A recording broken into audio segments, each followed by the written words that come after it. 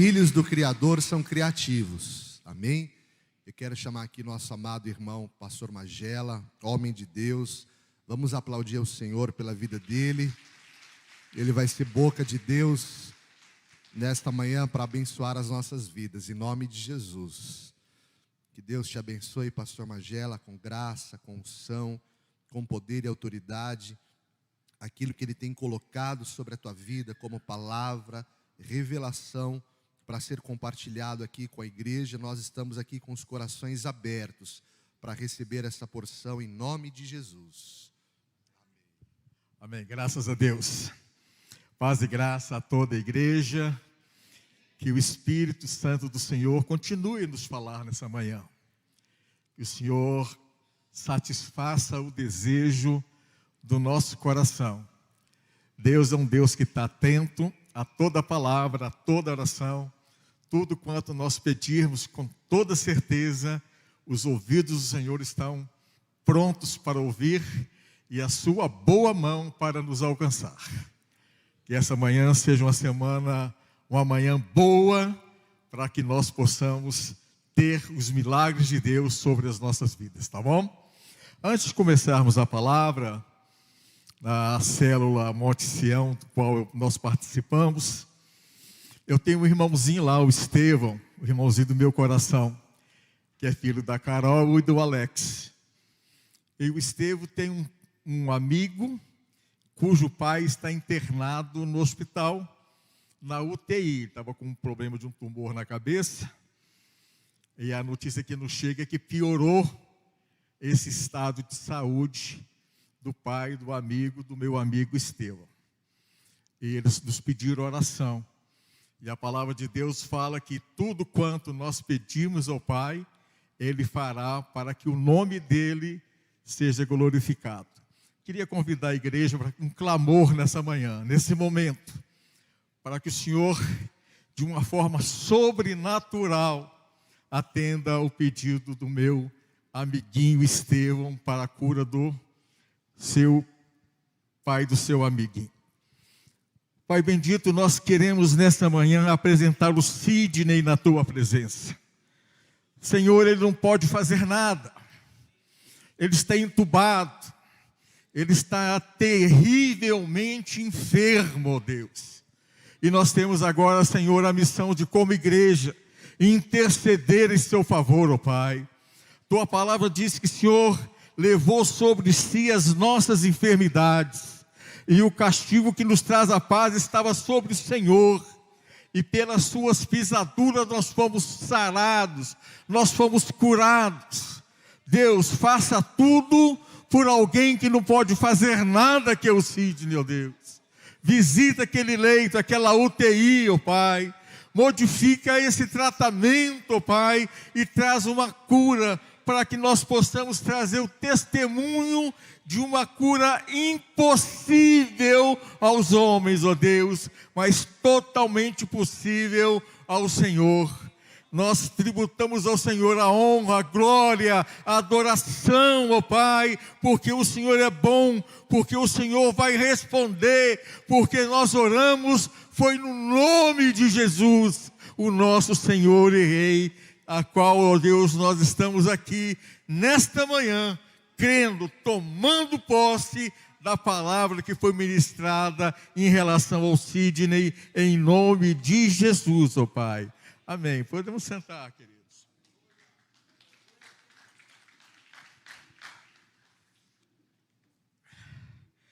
Um dia, semana passada, eu acordei de madrugada para orar em favor de um irmão.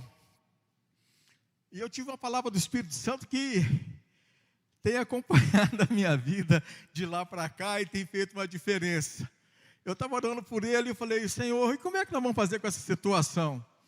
E o Espírito Santo colocou uma palavra no meu coração. Hoje é um dia bom para fazer um milagre. Eu falei, que coisa boa, Deus. Vamos tomar posse de tudo que está fazendo. E eu quero repetir para vocês. Hoje, esta manhã, esse momento, agora é um momento bom para Deus fazer um milagre nossas vidas, em nome de Jesus. Tomamos posse? Em nome de Jesus. Quero compartilhar com meus queridos Mateus capítulo 27, o versículo 54. Vamos fazer uma viagem nesse texto. A palavra de Deus fala assim, no versículo 54. 27, 54, está aqui. O centurião e os que guardavam a Jesus, vendo o terremoto e tudo o que se passava, ficaram possuídos de grande temor e disseram: verdadeiramente esse era o Filho de Deus. Esse texto ele traz uma realidade tão forte para os nossos corações, porque Jesus teve toda uma trajetória nessa região, operando milagres, trazendo palavra de salvação, trazendo o reino dos céus para o reino da terra. E eles viram muitos milagres, viram muitas coisas.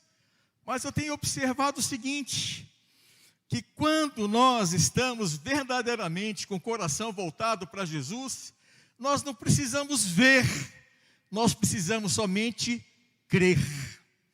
E isso é uma virtude que o Espírito Santo implanta no nosso coração.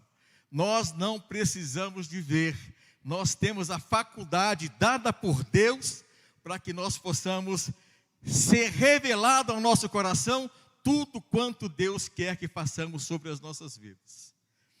Por causa do ódio dos poderosos, Jesus foi perseguido desde a sua tenra idade. A perseguição, ela veio porque existe uma inimizade entre o inimigo da nossa alma e sobre o Senhor. Essa briga é uma briga ganha. Às vezes nós pensamos que o diabo tem tanto poder que ele pode vir e destruir as nossas vidas. Apocalipse diz que numa batalha final, Deus com o sopro da sua boca vai destruir o inimigo. Então ele tem poder? Tem, mas quem tem Deus no coração sabe que a proteção que não é nossa, porque a minha luta, a nossa luta não é contra carne, não é contra sangue, mas é contra principados e potestades que trazem tanta confusão, tanto distúrbio sobre a face da terra. Mas nós não temos que temer, porque o sopro da boca de Deus vai destruir todo o inimigo. Então, desde a eternidade, e terminou com a morte sacrificial de Jesus, para que hoje nós possamos estar aqui nesse momento, para que hoje nós possamos estar totalmente voltados para Deus e sabendo que essa morte sacrificial, ela teve o seu fruto, e o fruto somos nós que aqui estavam. Aqueles que testemunharam a sua crucificação, reconheceram verdadeiramente que aquele ser humano que estava naquela cruz do Calvário, totalmente deformado, depauperado. A palavra de Deus diz lá em Isaías 53, que quem olhava para Jesus não reconhecia, porque ele estava desfigurado, totalmente desfigurado. Ele havia sido açoitado, ele havia recebido uma cruz na sua cabeça que jorrava sangue na sua fronte. Todo o pecado da humanidade estava sobre seus ombros. Então a maldição minha, sua, estava sobre ele. E nós olhamos para aquele ser totalmente naquele momento, e às vezes o inimigo pensava que estava destruído, que ele tinha finalizado com o projeto de recomeço de Deus sobre as nossas vidas. Mas a palavra de Deus fala que ele, como ovelha muda, ele foi para o matadouro, não abriu a boca. E o Senhor nos ofertou para que nós possamos viver uma vida em abundância. Então, naquele momento, era difícil reconhecê-lo como Senhor, como poderoso, como Deus Todo-Poderoso. que poderia estar restaurando as nossas vidas. Então a luta, ela é muito grande, e ela começou de uma forma totalmente estranha. Jesus, esse nome tem poder, e eu quero falar um pouco sobre o poder do nome de Jesus. Eu tive a oportunidade de ouvir uma pregação, já falei aqui uma vez atrás, do pastor Jorge Linhares, da igreja Getsemi em Belo Horizonte.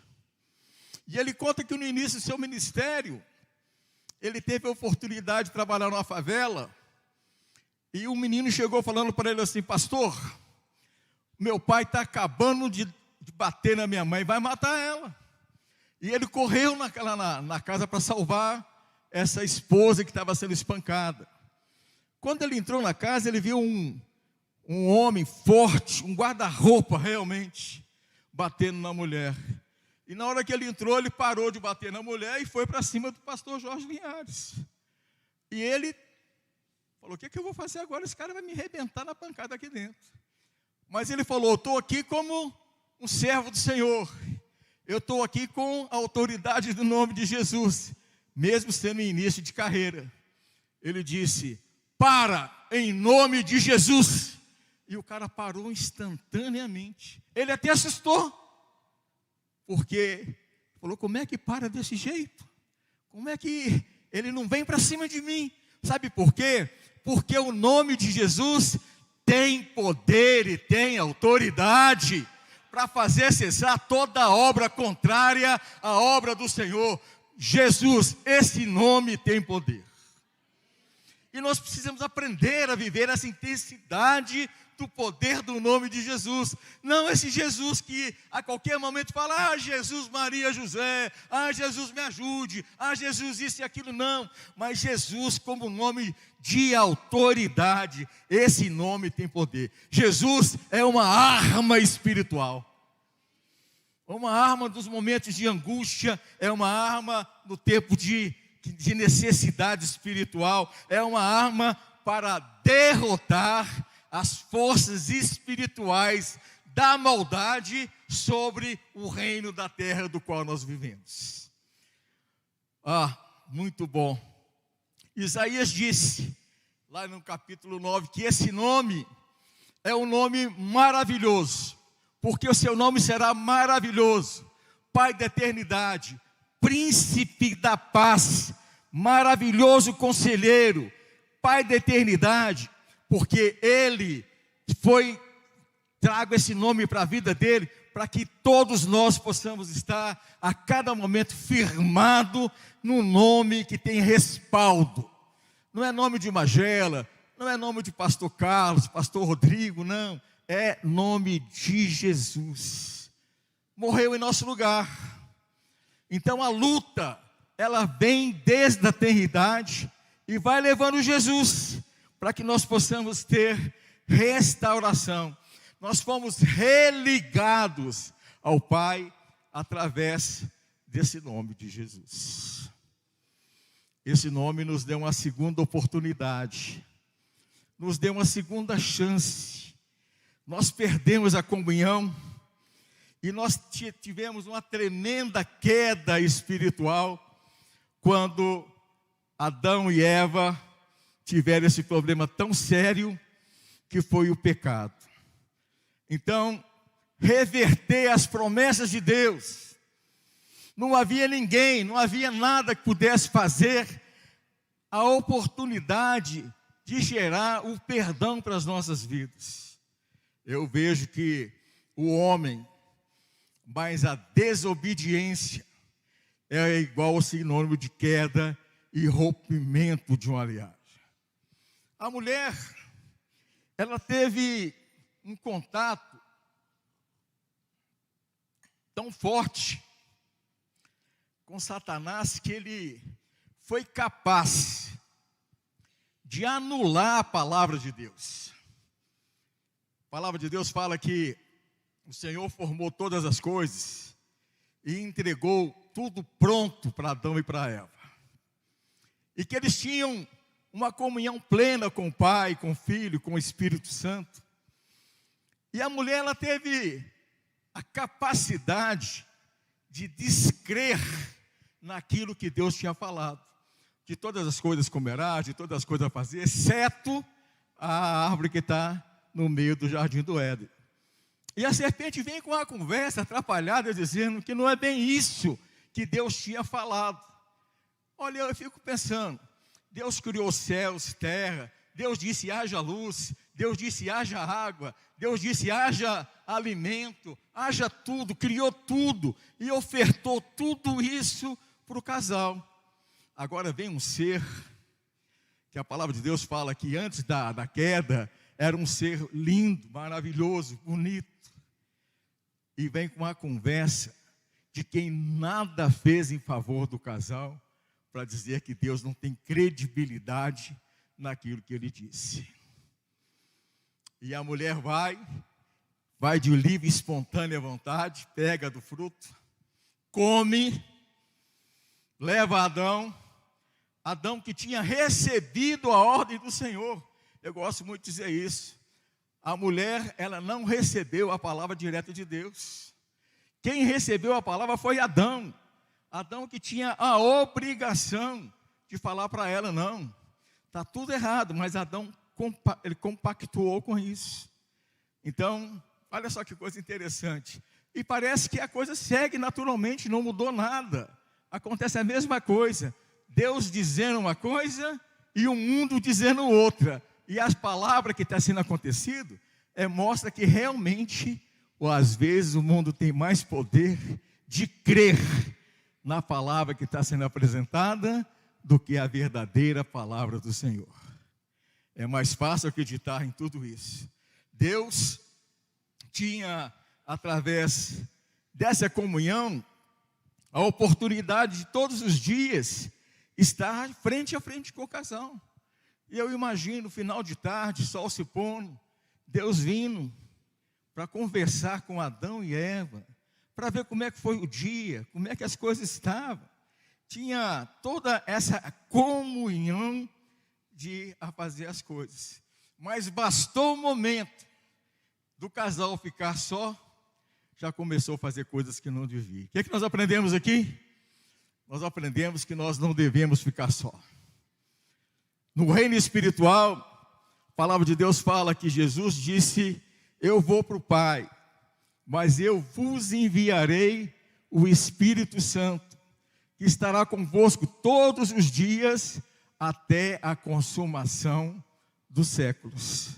Então, estar diante de Deus, estar em comunhão com o Espírito Santo, ter o Espírito Santo como conselheiro da nossa vida, como aquele que dá a direção, porque Ele é o penhor, Ele é o fiador, Ele é o guardador da nossa vida, Ele é aquele que fala que está certo ou que está errado, Ele é que age do nosso espírito, mostrando um caminho, que não nos deixa a gente ser enganado pelo inimigo. O Espírito Santo é aquele que fala conosco a cada manhã, quando as misericórdias de Deus se renovam em nossa vida. O inimigo pode montar 1001 armadilhas para o dia que vai se seguir, mas Deus, através do seu Espírito Santo, vai desarmando todas elas e nos dando estratégia para vencer, para prevalecer, para não ceder às artimanhas de Satanás sobre as nossas vidas. Não devemos estar só. Não devemos dar ouvido ao que o mundo fala, ao que o mundo faz sobre colocar terror sobre a nossa vida. Eu fico imaginando Deus, no final da tarde, chegando aonde é o local de encontro, e ali Ele não encontra Adão e nem encontra Eva. Os dois tinham desaparecidos. Eu fico pensando, humanizando a ação, não humanizando Deus, mas humanizando a ação. Eu fico pensando, Deus fala assim: ei, o que é que vocês fizeram? Aonde vocês estão? O que aconteceu com vocês? E nós vemos um casal dizendo: nós estávamos nus e tivemos vergonha, Então, a ausência de Deus, ela gera nudez. Nós estamos nus diante da presença de Deus. Gera vergonha, porque o nosso interior foi desvendado, e nesse momento o nosso interior não tem nada de bom para apresentar diante de Deus. Tive medo. Nós vivemos hoje uma crise tão forte de medo.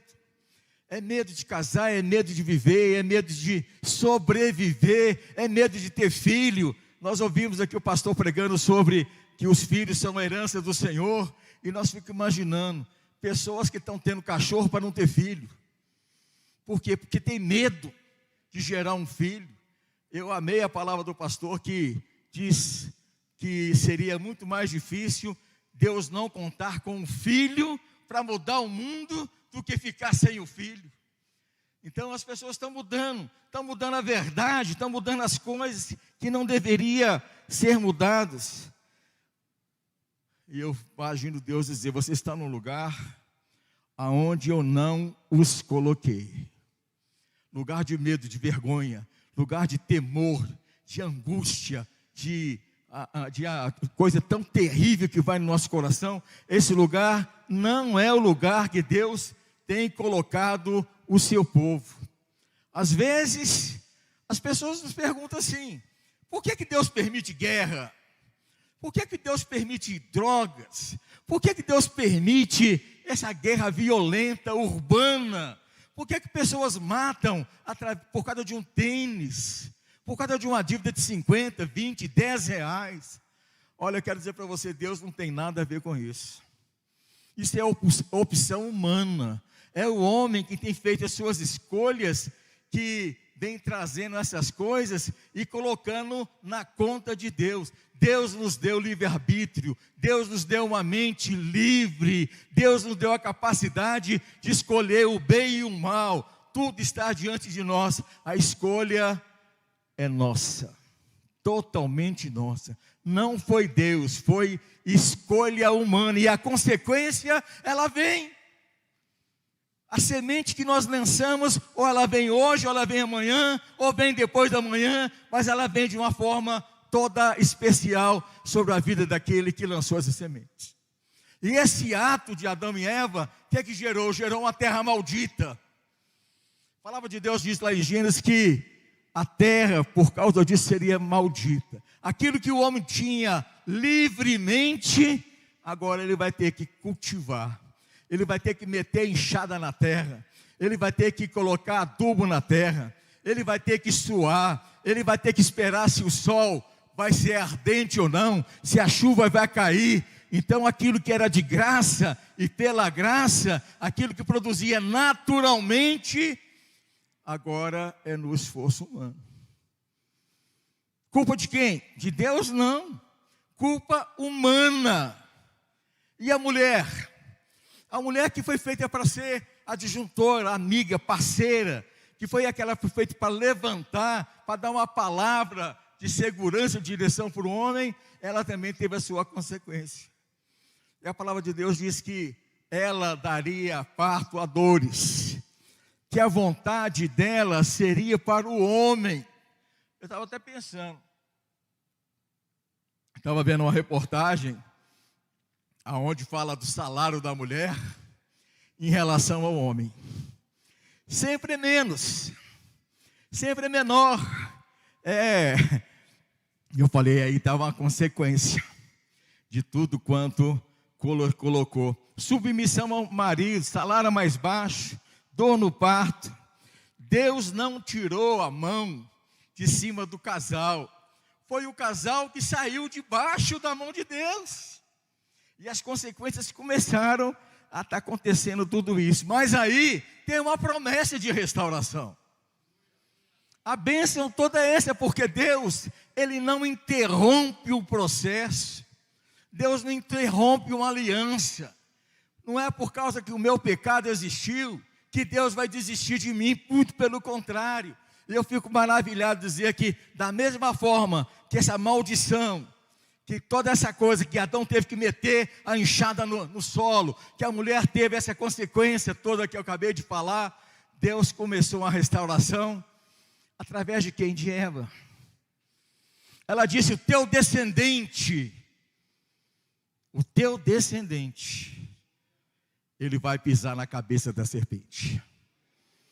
Eu vou restabelecer aqueles que querem ter um recomeço comigo. Eu vou restabelecer essa aliança que foi quebrada.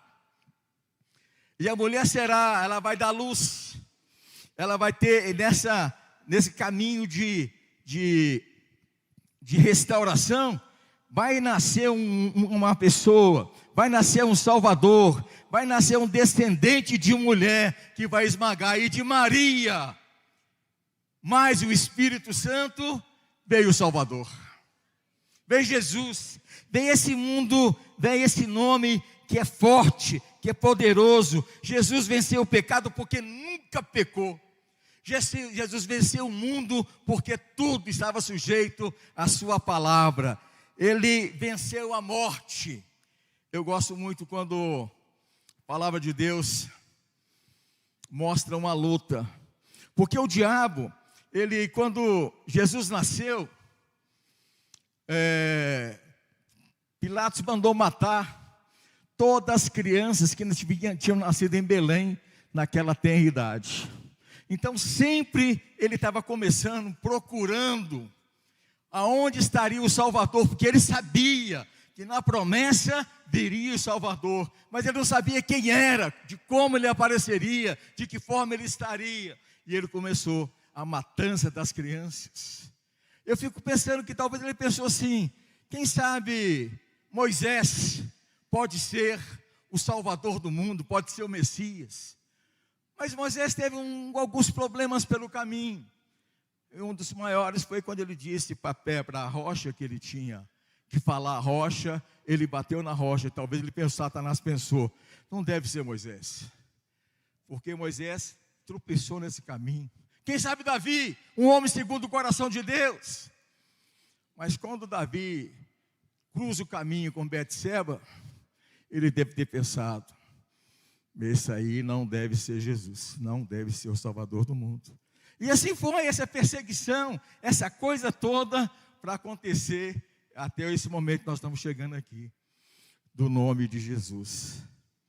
Mas quando apareceu Jesus, quando ele foi batizado, quando João Batista disse: eis aí o Cordeiro de Deus, que tira o pecado do mundo, quando houve o nascimento sobrenatural de Jesus, aí ele começou a assustar, e começou a levantar homens, autoridades, de maneira tal que só tinha um propósito: destruir, matar, acabar com Jesus. E na crucificação, como eu falei, aquele homem tão desprezado na cruz, aquele homem de Isaías 53, ele disse: acertei, acabei com ele, matei, destruí, o propósito divino foi destruído. Eu acho que o carnaval começou ali, viu, pastor Rodrigo? Porque quando Jesus foi visitar as regiões da morte, quando eles imaginaram o primeiro dia, Jesus morto, eu acho que a escola de samba, Unidos de Satanás, fez o maior desfile na apoteose do inferno. Acabou, foi embora, primeiro, segundo dia, acabou, ele está realmente morto. O intuito de Satanás, que destruiu Adão e Eva, também agora, na concepção deles, havia destruído o Salvador, preparado por Deus. A palavra de Deus fala que Jesus, ele foi à região dos mortos, e ali deu testemunho daqueles que esperavam que um dia o Salvador viria. E agora o susto é tremendo, porque nem o diabo, nem toda a força do inferno conseguiu destruir Jesus. Ele disse: me dá a chave da morte, porque eu venci a morte. E a grande bênção é que nós não passaremos pela morte espiritual. Nós temos a garantia em Cristo Jesus que nós realmente viveremos. O nome de Jesus, ele entra no nosso espírito. O homem é espírito, alma e corpo. E esse nome, ele invade o nosso espírito, vivificando o nosso espírito. Ele fala a nossa alma, porque ele transforma os nossos sentimentos. Ele muda a história do homem num momento tão preciso, tão exato. E a palavra de Deus fala que ele trabalha com o nosso corpo. Nas doenças, nas enfermidades, o Senhor vem e transforma. E o Senhor tem nos prometido um corpo incorruptível no momento da nossa mudança, desse período aqui, dessa terra, para onde o Senhor vai nos levar para viver eternamente. Eu acho muito interessante, eu sou filho de uma família de 8 pessoas, 7 homens e uma mulher. E eu acho que a minha família viveu todos os momentos de miséria, de falta de graça, de situações complicadas, e também viveu também a intensidade da graça de Deus. Eu lembro do meu irmão, que é pastor, e até partiu para a glória agora, e esse moço começou a ter uma vida diferente. Com uns 14 anos, ele esperava a família inteira dormir, pulava a janela e ia assaltar os outros na rua. Ele com 17 anos, ele tinha uma quadrilha de mais de 30 pessoas. E a gente não sabia o que ele fazia. Ele me pegava, que eu sou o caçula da família, e o remanescente, porque todo mundo já partiu para a glória. Ele passava por dificuldade, meu pai era alcoólatra, e tinha que pagar aluguel, pagar as coisas. Ele falava, vamos dar uma volta aí, vamos ver se a gente arruma um dinheiro para pagar esse aluguel. Ele já tinha feito o assalto na noite anterior, já estava com dinheiro no bolso, e ele ia andando assim, e jogava o dinheiro no canto. E falava, lá meu irmão, olha lá, alguém deixou cair esse dinheiro, pega e dá para a mamãe, dá para o papai. Eu era o maior achador de dinheiro da família. Né? Chegava lá e entregava para ele. Até que um dia, ele com 21 anos, ele foi preso. E o mais interessante que aconteceu uma coisa tão estranha, que quando você não está sabendo, porque o ladrão ele nunca rouba na região dele, ele sempre rouba em outra região. Saiu no Cruzeiro, que era a revista da época, e no estado de Minas. Preso Paulinho Bonfim, o inimigo número 1 de Belo Horizonte. Eu tinha um tio, que era tenente da aeronáutica, ele chegou na minha casa e jogou o jornal na cara da minha mãe. A vergonha da família. Olha quem que é esse moço, o que ele está fazendo. Você não teve educação suficiente para dar para ele não virar um ladrão? E minha mãe caiu no pranto, meu pai, todo mundo chorando, e nós, assustado, totalmente assustado.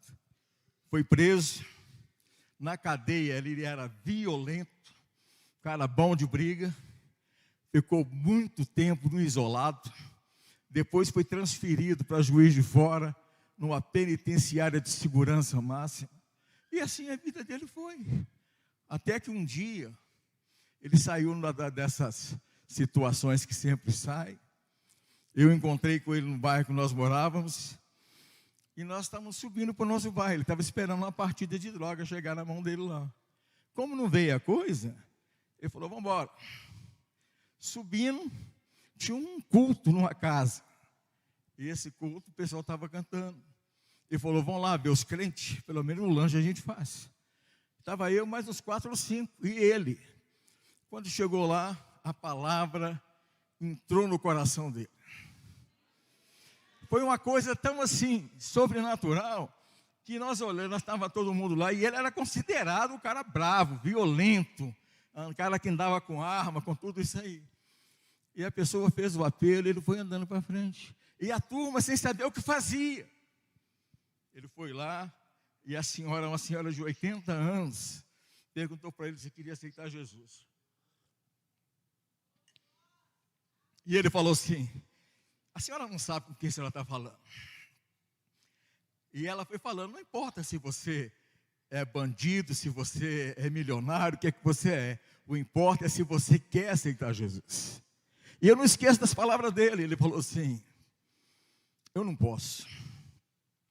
Eu não posso porque sou um homem comprometido com o crime.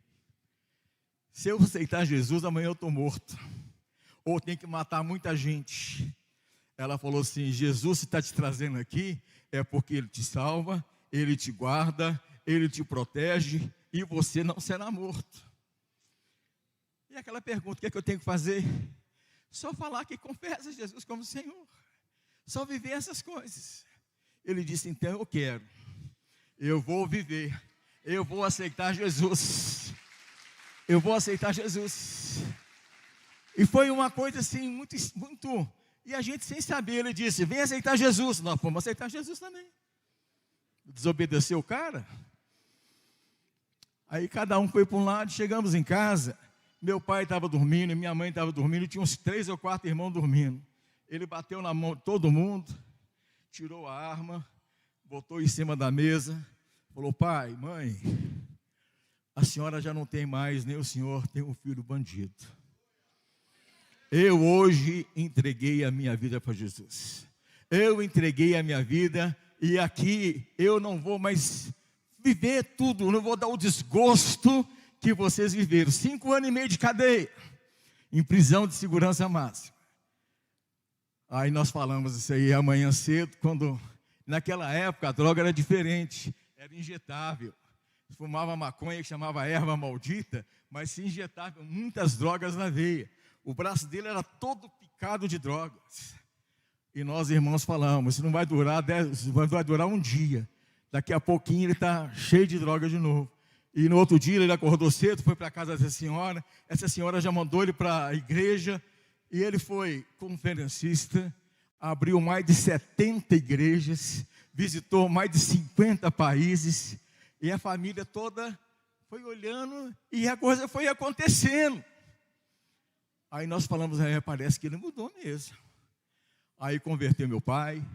Falou: se esse cara não anda mais com revólver, se esse cara já não assalta mais, se essa turma que andava com ele não acha ele mais, se ele está na igreja 24 horas por dia, alguma coisa está acontecendo. Converteu meu pai, converteu minha mãe, converteu meus irmãos, e a família inteira converteu.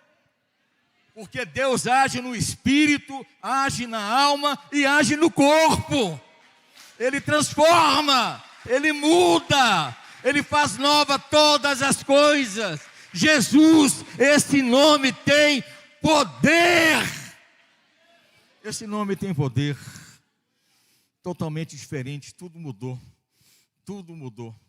Hoje, aliás, amanhã, meu irmão faleceu. E a obra está se dando sequência. Eles têm trabalho na Bolívia, na África, em várias coisas do Brasil. E segunda-feira, o meu sobrinho está indo, dando sequência do trabalho dele, já para a 3ª, 4ª vez, treinar 120 pastores que estão colocados dentro das aldeias dos países africanos. Então a herança vem. Se a herança lá de trás foi herança de maldição, de destruição, hoje a herança é de restauração, é de mudança, totalmente mudando. Então ele trabalha na alma, ele trabalha no corpo e ele trabalha no espírito. Por isso que nós oramos para o enfermo. É por isso que nós oramos por causas perdidas, humanamente falando. Porque Ele tem autoridade para fazer tudo isso. Olha, 700 anos antes de Jesus vir, Isaías já falava que Ele viria. Lá em Isaías 7,14 fala: o Senhor nos dará um sinal. Eis que uma virgem conceberá e dará luz a um menino, e seu nome será Emanuel, que quer dizer Deus conosco. O diabo separou lá no Éden, mas agora Isaías traz uma mensagem: o nome dele é Emanuel, que é Deus conosco. Deus conosco está aqui agora. E é aqui que Deus está aqui. Miqueias revelou a cidade que ele iria nascer. E tu, Belém, Efrata, dará luz, trará essa pessoa. Zacarias profetizou a entrada de Jesus em Jerusalém, montado num jumento, 700 anos antes. Não é coisa de ontem, não é coisa de hoje. Há muito tempo a palavra tem feito essa coisa conosco. O Messias prometido está aqui para transformar tudo em melhor. Não tem nada que Jesus pega que fica a mesma coisa, ou que fica pior. Tudo que Ele faz é para transformar em melhor. Ele tem poder para saciar a nossa fome, seja ela material ou seja ela espiritual. Mesmo quando não tem perspectiva, alguém vai aparecer com os pãozinhos, alguém vai aparecer com peixe, e nós seremos saciados. Como o pastor disse, os pássaros não plantam, o pastor Rodrigo nos disse, os pássaros não plantam, não tem celeiro, não tem nada, e todo dia o pássaro come, bebe e dá os seus voos maravilhosos. Nós não passaremos por essa dificuldade. Davi disse: já fui moço e hoje já sou velho, eu nunca vi um justo mendigar o pão. O Senhor vai fazer cair do céu maná sobre a nossa vida. O Senhor vai fazer. Eu fui diretor de casa de recuperação do Rio de Janeiro, em São Paulo, em Belo Horizonte, e tinha dia que nós botávamos o prato em cima da mesa, 20, 25 pessoas em recuperação. A maconha dá muita fome. Na minha época era mais maconha do que outras coisas qualquer. Os caras tudo faminto. E eu falava para a cozinheira: como é que está a situação hoje? Ela falou: não tem nada para servir esse pessoal no almoço. O que nós vamos fazer? Vamos orar. Parava um carro na porta. Olha, eu estava no supermercado, Deus mandou comprar isso e isso, o carro vinha até arriado para poder fazer na coisa, porque Deus não vai permitir aquele que a confiança está nele passar necessidade, porque Ele vai suprir toda a nossa necessidade em Cristo Jesus.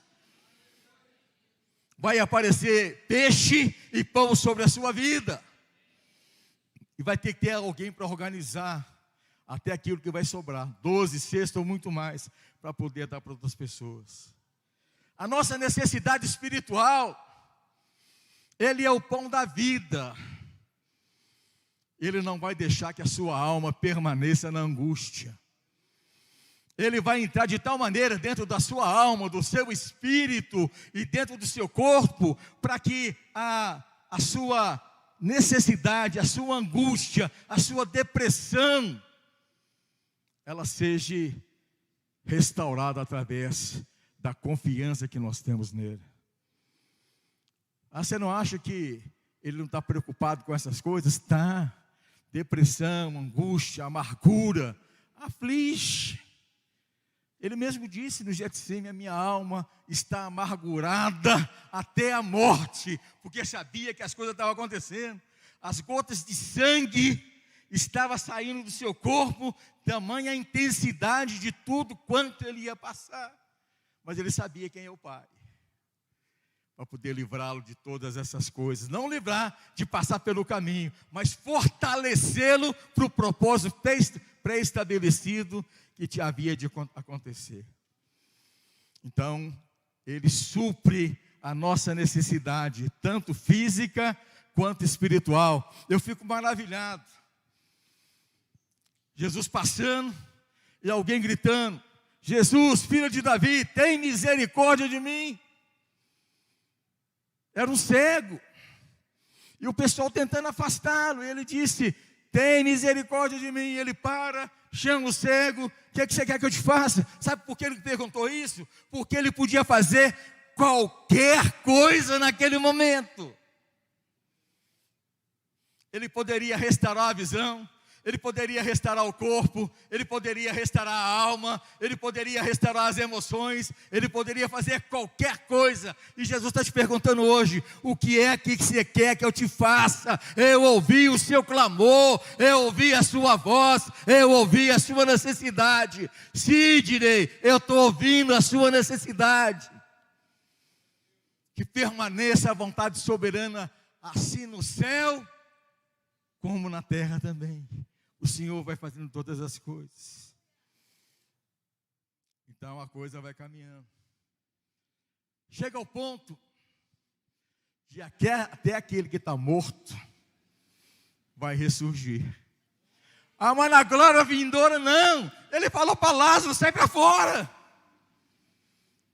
Eu acho um encontro maravilhoso. Jesus entrando na cidade de Naim, saindo da... Jesus é vida. Entrando na cidade de Naim. Na cidade saindo o enterro. A viúva com seu defunto na mão. Com seu filho morto. Encontro da morte com a vida. O que aconteceu com esse moço? Ele está morto, morreu. Mas a vida está aqui, eu sou a vida. Levanta e vai embora com a sua mãe. Qual o ponto da sua vida que não está frutificando? Qual o momento da sua família que não está fluindo? Qual a tristeza que está afligindo o seu sentimento, da sua alma? Nós precisamos falar com Deus. Deus, hoje é um bom momento para o Senhor fazer um milagre na minha vida. Hoje é um bom momento.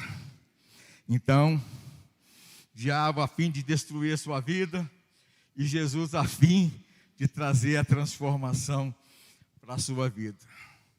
Jesus foi crucificado, ressuscitou, foi elevado aos céus, foi preso, foi julgado. Quarta-feira, Judas fez um acordo com as autoridades para entregar Jesus. Olha como é que o mundo gira. Aquele que caminhava com Jesus fez um acordo na quarta. Jesus é preso, julgado. Sexta-feira, guardas foram enviados para prender Jesus, condenado à morte. Jesus levado a Pilatos, governador romano. E na sua morte, nós somos transformados, redimidos, paga o preço. Eu acho muito interessante que aquela duplicata lá de Gênesis, que o diabo falou, pecou, errou, falhou, destruiu, redentou todo o seu plano, acabou com a sua aliança. Jesus foi lá e pegou a duplicata e cravou na cruz, para que não houvesse nenhuma oportunidade de falar que essa duplicata foi paga em partes. Ele não perdoou em partes, ele perdoou na íntegra. Ele perdoou dizendo, eu te perdoo, mas não quero mais te ver. Não, ele perdoou dizendo, eu quero te ver novamente. Eu quero conviver com você. Está perdoado com toda a sua graça. E agora vem uma parte maravilhosa. Recebeu todo o poder, no céu como na terra. Todo o poder foi dado a ele. E esse poder foi transferido a todos nós. Ele disse que nós faríamos obras como ele fez, que nós faríamos obras acima do que ele fez. Então nós temos, na autoridade desse nome, o poder de restaurar nossa casa, nossa família, nosso vizinho, nosso país, esse mundo, de dizer que a desgraça que acompanha o mundo não está na conta de Deus, mas está na conta daquele que não conhece Deus, e que Deus quer transformar tudo isso. E tudo isso que eu falei, nós temos uma promessa: eis que estou convosco todos os dias. Eu vou para o Pai, mas vos enviarei o outro Consolador. Porque se eu não for para o Pai, ele não pode vir. E Jesus, como homem, ele poderia atender um grupo, mas o Espírito Santo, na onisciência, na onipresença, na onipotência, ele pode atender todos nós, a todo momento, em qualquer lugar, em qualquer tempo. O Espírito Santo está atuando sobre a nossa vida. Assim como ele venceu, nós também venceremos. E só para terminar essa palavra, tudo que os profetas passaram, tudo que Adão e Eva passou, tudo que os profetas foram, os apóstolos, eu fico assim, quando você estuda a genealogia dessas pessoas, às vezes é um tema muito chato, porque fulano gerou ciclano, gerou Beltrano, e a coisa foi acontecendo. Mas a palavra de Deus fala que logo depois que morreu Caim e Abel, e caminhando um pouco de genealogia para não ser um pouco maçante, a palavra de Deus diz que veio Sete, que ela diz: Deus restaurou a nossa vida.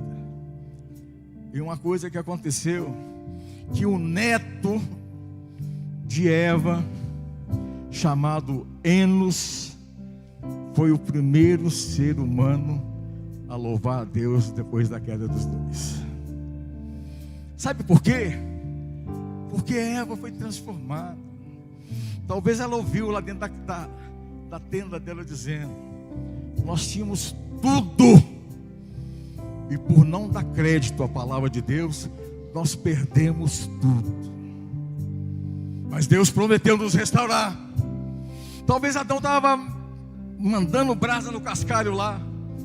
Ele disse: eu creio que se nós tivéssemos orado a Deus, vivido a Deus, pedido perdão, tentado restaurar, nós estaríamos em outra situação. E esse menino foi crescendo, ouvindo. Eu imagino Enos em algum outeiro, em algum momento mais alto, levantando as mãozinhas dele lá, dizendo: Deus. A conclusão é minha, tá, gente? Só tem ele falando lá dentro, mas o meu pensamento vai longe. Deus, obrigado pela segunda chance. Deus, obrigado por nova oportunidade.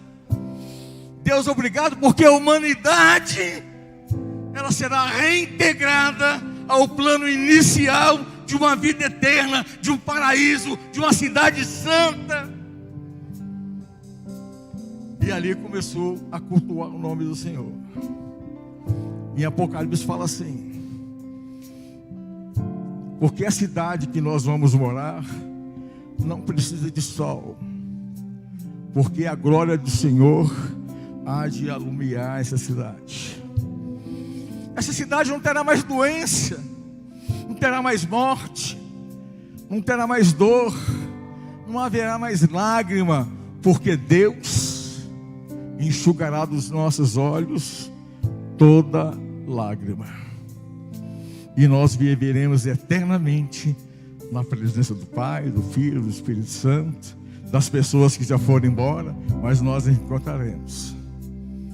Finalizando, depois de tudo que foi falado, a quem você vai ouvir? Que voz vai bater na sua porta? Que tipo de pensamento vai afligir a sua família? Não deis lugar por aquilo que o inimigo quer fazer para destruir as nossas vidas, mas vamos dar lugar à palavra de Deus, porque nós temos direito à eternidade e à cidade santa, porque a herança do Pai é direito dos filhos. Então Jesus está aqui hoje só para ouvir a sua voz. E eu gostaria que você baixasse a sua cabeça um minutinho só, fizesse uma reflexão, aonde você está e para onde você vai. E que você possa dizer: Deus, andei por caminhos que não era do Senhor, andei por caminhos que eram meus, por decisões que eram minhas, e eu passei por consequência. Eu sofri impacto por tudo isso, e até hoje eu estou pagando por algumas sementes que nasceram daquilo que não era a sua vontade. Então, se hoje eu estou no lugar que o Senhor não me colocou, eu quero voltar, Deus, ao primeiro amor. Eu quero voltar ao início de tudo.